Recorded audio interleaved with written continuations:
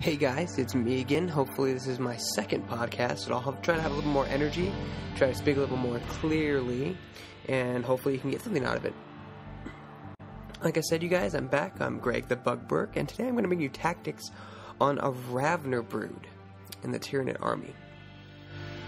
Now, a lot of people are skeptical to take Ravners, and I understand that they're very expensive, they're very low survivability, and they're a big risk factor to take in. Looking at their stats, they're pretty average. They do have a high weapon skill, and they have 3 wounds, which is actually very good, but also a toughness 4. So you gotta watch out for those strength A weapons. They will get insta-killed. Now, a lot of people don't take Ravners. They are considered fast attacks in the army, but like I said before, they're a little pricey. They run at 30 points base, but you can give them rending for 5. Definitely recommend giving rending. Do not take them unless you're going to give them rending. It's 5 points per model. It's not that much. It gives them power weapons on a 6. You definitely need to take rending without a doubt.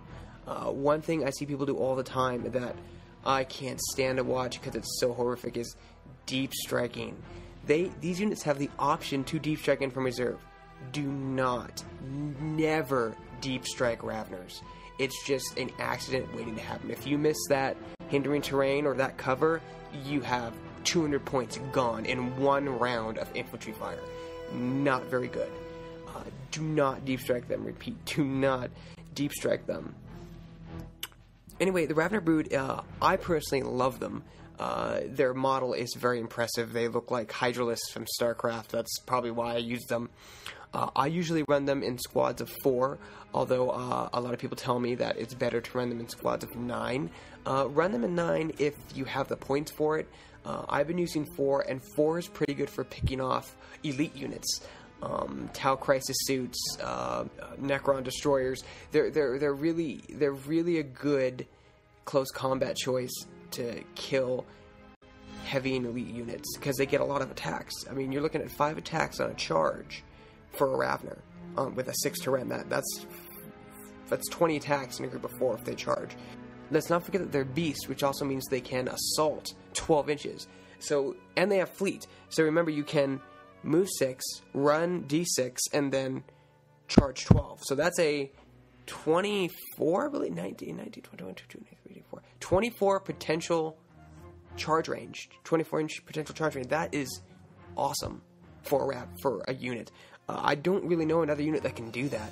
But like I said, they are kind of expensive. I run them at 35 points base with rending claws. That makes them 35 each. Do not give them weapons. I see a lot of people giving them weapons, and I'm like, you give them weapons and they can't get to their ability because they're all close combat. They've tied up so many units and helped me so much in certain games, but it wasn't until the 5th edition codex that they actually became better. They were actually more expensive and less valuable in the 4th edition codex, so no one used them. One of the misconceptions about the 5th edition codex before it came out was that Ravners were going to get the ability to deep strike and assault, which I would admit would have been a little overpowered considering they're like massive close combat beast that can rip through anything. I've even had a squad of 4 rip through Terminators, Grey Knight Terminators. So they're actually a very useful unit, but you do have to use them very carefully. They only have a 5-up save.